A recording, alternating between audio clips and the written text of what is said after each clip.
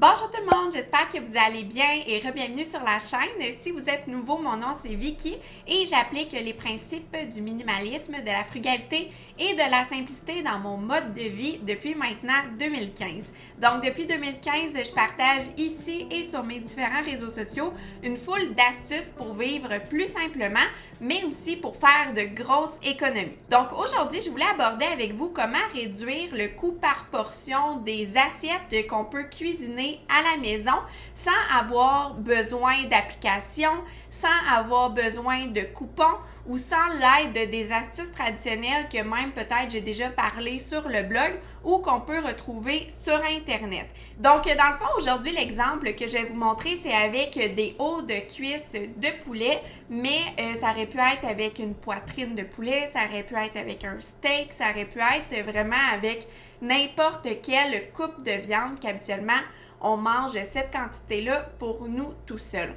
Donc aujourd'hui, en fait, j'ai cuisiné le haut de cuisse de 3 manières différentes.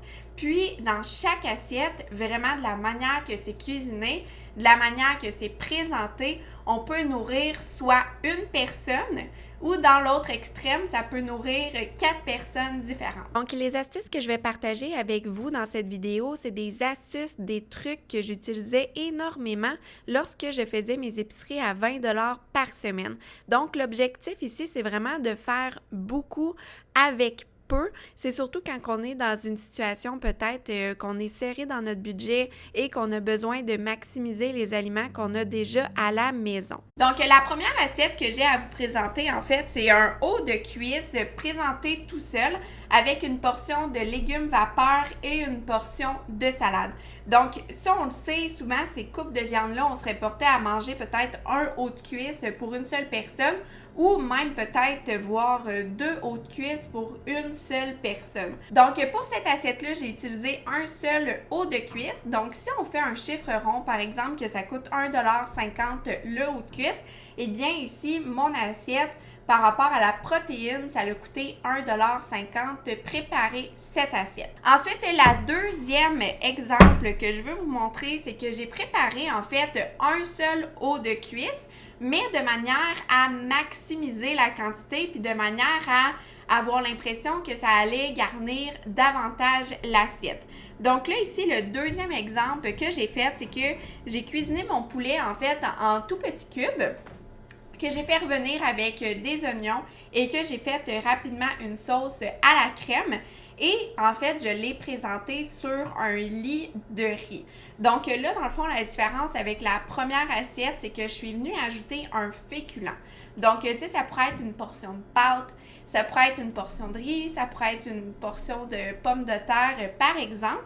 Puis, dans le fond, en cuisinant son poulet de manière à avoir l'impression d'en augmenter la quantité, eh bien, ça donne l'impression, en fait, qu'il y en a plus dans notre assiette, alors que là, ici, on a seulement la moitié d'un haut de cuisse de poulet. Donc là, maintenant, avec un seul haut de cuisse de poulet, je me retrouve en fait avec 2 assiettes, 2 portions que j'ai tout simplement ajouté du riz à la recette. Donc, dans le fond, on vient de diviser le coût par portion de moitié, étant donné qu'on a juste utilisé la moitié d'une cuisse de poulet pour chacune des assiettes.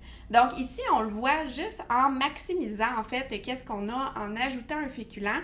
Ça vient vraiment garnir l'assiette davantage et étant donné que le poulet est en sauce, eh bien ça se place vraiment très bien par-dessus un lit de riz. Donc là, ici, j'ai préparé mon poulet en sauce pour que ce soit un petit peu plus visuel, mais on pourrait vraiment venir faire une autre recette entièrement différente qui viendrait utiliser moins de poulet, par exemple, ou que le poulet pourrait se dissimuler davantage.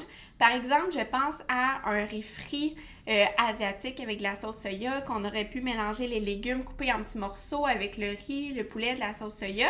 Il y a une foule, on pourrait faire une casserole aussi pour venir dissimuler le poulet, en fait, pour maximiser le nombre de portions qu'on va cuisiner. Donc, il y a une foule de recettes comme ça de base qu'on peut faire pour venir dissimuler le poulet ou venir maximiser le nombre de portions qu'on peut réaliser à partir d'une petite quantité de protéines. Donc, au début, on avait un haut de cuisse qui permettait de faire une portion, une assiette. Puis là, dans le fond, avec le prochain exemple, c'est qu'avec un seul haut de cuisse de poulet, eh bien, j'ai réussi à maximiser la quantité de nourriture pour venir nourrir 4 personnes différentes. Donc là, on se le rappelle, au début, une assiette, une portion, c'était, on avait dit 1,50$ pour un haut de cuisse. Donc là, on va venir diviser ce 1,50$-là en 4 portions. Donc, juste en apprêtant sa nourriture différemment, on vient de diminuer de 4 fois le prix que ça coûte par portion. Donc, plutôt que de coûter 1,50$ pour une assiette, maintenant, on passe à 37 sous par portion. Et la meilleure façon de maximiser autant ces protéines animales, c'est de faire un bon bol de soupe. Donc ici, j'ai fait un bol de soupe au poulet, aux légumes et au riz. Je le rappelle, pour toutes les assiettes que vous voyez aujourd'hui, j'ai toutes réutilisé les mêmes ingrédients en ajoutant quelques variantes pour venir maximiser le nombre de portions à plus faible coût. Donc, pour réaliser ma soupe au poulet, c'est super simple. J'ai pris un seul haut de cuisse que j'ai coupé en très, très petits cubes. Et ensuite, j'ai pris la même portion de légumes que j'avais utilisé pour l'exemple avec les 2 assiettes, que j'ai mis tout ça en fait dans ma mijoteuse avec du bouillon de poulet en poudre. C'est vraiment pas cher cet ingrédient-là. Et ensuite, j'ai ajouté la même portion de riz, donc une demi-tasse de riz pour la chaudrée de soupe en entière. Donc là, qu'est-ce qui arrive en fait avec la soupe par exemple, c'est que du côté nutritionnel, peut-être qu'il y en a qui vont dire oui, mais tu sais, tu as 4 fois moins de protéines, tu as 4 fois moins d'aliments, tu as 4 fois moins de légumes, etc. Mais le truc, en fait, c'est de venir accompagner notre bol de soupe avec des petits à côté, peut-être qui traînent dans notre frigo ou dans notre garde-manger. Donc, moi, je vous le dis, ça arrive plusieurs fois par semaine que je mange de la soupe. C'est un de mes repas préférés, puis je trouve que c'est réconfortant. Et souvent, ça permet de manger plein de légumes et de passer, en fait, plein de choses qui restent dans notre frigo et tout.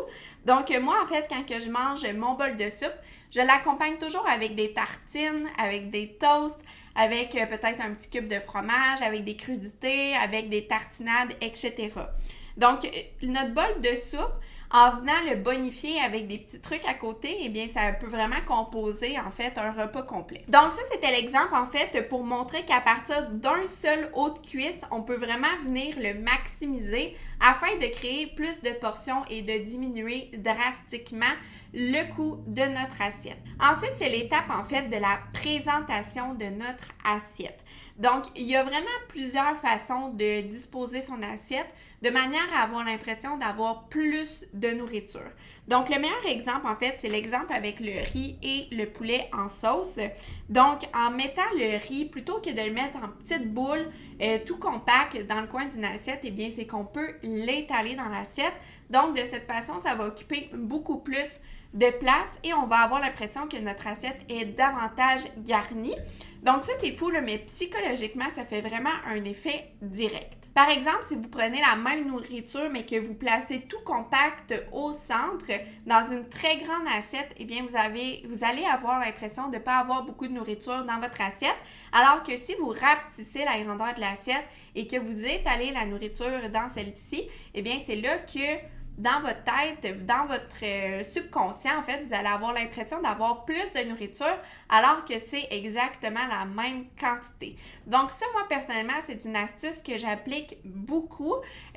Par rapport à l'alimentation, là, surtout ici en Amérique du Nord, on mange énormément. Les assiettes sont énormes, puis tu sais, je parle des assiettes, la vaisselle en tant que telle. Donc, les assiettes ont énormément grossi avec les années. Elles sont rendues immenses. Donc, on a toujours tendance, en fait, à manger plus que ce dont on a réellement de besoin parce qu'on est porté à garnir l'assiette au complet. Donc, si vous désirez peut-être disposer plus intelligemment la nourriture dans votre assiette, une des premières choses que je vous conseille de faire, c'est d'analyser votre vaisselle. Donc, essayez de voir la grandeur de votre assiette. Est-ce que ça a de l'allure ou si c'est vraiment trop grand ou etc. Puis aussi, une autre astuce que je vous recommande d'essayer, c'est de passer à des plus petites assiettes. Des fois, avec nos assiettes, la quantité de viande qu'on mange et tout, c'est tout le temps exagéré, c'est tout le temps des très grandes quantités. Bien entendu, il y a différents modes de pensée par rapport à l'alimentation. Il y a des personnes qui mangent d'une façon, des personnes qui mangent moins, des personnes qui ont besoin de plus manger aussi. Donc, tu sais, je veux pas vous donner des conseils par rapport à l'alimentation ou quoi que ce soit. Vous faites vraiment ce que vous voulez. Mais j'essaie juste, en fait, de vous faire comprendre peut-être que on mange plus que ce dont on a besoin et que justement, l'industrie alimentaire veut tout simplement nous faire manger de plus en plus pour avoir de plus en plus d'argent dans leur poche. Donc, ça, c'est un conseil que je peux vous donner. Donc, ce que je vous conseille de faire, c'est de prendre une plus petite assiette et de mettre la même quantité de nourriture dedans. Donc, je vais faire l'exercice tout de suite, en fait. Donc là, dans le fond, qu'est-ce que j'ai fait? C'est que je suis allée chercher une assiette, en fait, qui est plus petite que mes assiettes de repas traditionnelles. Et honnêtement, quand je mange tout seul à la maison, ça arrive vraiment souvent que je me prends une plus petite assiette. Comme ça, surtout le soir, je mange, en fait, moins. Puis, je suis quand même rassasiée parce que ma tête dit « Ok, l'assiette est pleine, c'est la quantité de nourriture que j'ai besoin de manger. J'ai pas besoin de plus. » Donc là, dans le fond, théoriquement, l'assiette est de la même grandeur que l'autre, mais par contre, l'autre, elle a un fond très prolongé, tandis que celle-là, en fait, elle est courbée à une certaine partie de l'assiette. Donc, en fait, l'assiette est plus petite, en fait, d'un bon 4 cm autour de l'assiette. Donc là, dans le fond, je vais transférer le contenu d'une assiette dans une plus petite assiette. Puis vous allez voir à quel point ça change déjà tout le coup d'œil, tout simplement en ayant réduit la grandeur de notre assiette.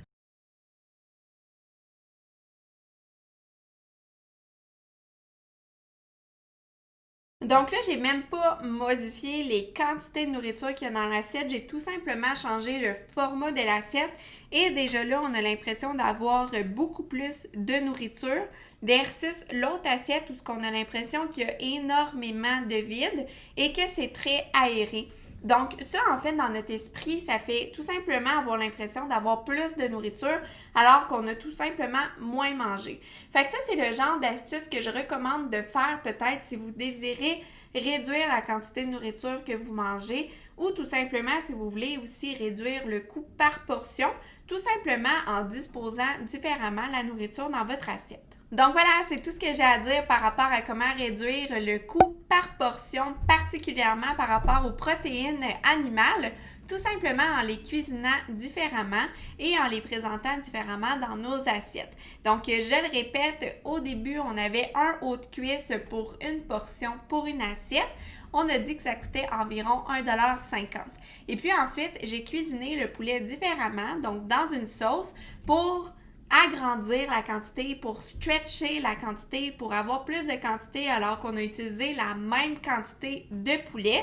Mais là, la différence, c'est que j'ai ajouté un féculent. Donc, ça peut être du riz, ça peut être une pomme de terre ou encore ça peut être des pâtes. Puis, on a encore la même portion de légumes. Mais là, on vient de faire 2 assiettes avec la même portion de viande. Et finalement, pour maximiser encore davantage la protéine qu'on utilise, eh bien, la meilleure astuce, c'est de faire une soupe. Donc, plutôt que d'avoir un haut de cuisse pour une seule personne, eh bien, on va avoir 4 bols de soupe qui peut nourrir 4 personnes ou encore que ça peut faire 4 portions. Et à ce moment-là, ça va avoir coûté 37 sous de protéines animales par portion. Donc, c'est une astuce super simple, mais qui est importante de savoir. Personnellement, c'est le genre d'astuce que j'ai appliqué énormément dans ma cuisine, surtout lorsque je faisais mes épiceries à 20 $ par semaine. Donc, chaque semaine, je faisais au moins une soupe et la majorité des plats que je faisais, c'était toujours selon l'option 2. Donc, c'était une protéine que j'essayais de maximiser, soit dans un plat de sauce ou soit dans une mijoteuse, soit dans un chili, etc., de manière à maximiser les portions en ajoutant un féculent. Donc, j'espère que vous avez aimé cette astuce et que peut-être ça vous a donné de l'inspiration pour réduire le coût par portion de vos aliments et de vos assiettes à la maison. Donc, je vous remercie beaucoup tout le monde d'avoir regardé cette vidéo. Si vous l'avez aimée, n'oubliez pas de cliquer j'aime, ça me donne un gros coup de pouce et peut-être ça va permettre à d'autres personnes sur YouTube de découvrir cette astuce. En attendant, vous pouvez me retrouver sur mes différents réseaux sociaux. Il va y avoir un lien dans la barre de description en dessous. Merci beaucoup tout le monde. On se retrouve la semaine prochaine dans une nouvelle vidéo. Bye! J'ai maintenant 2 ateliers disponibles 100% en ligne, autant pour les personnes habitant en France qu'au Québec. Jetez-y un œil, je vais mettre un lien dans la barre de description en dessous.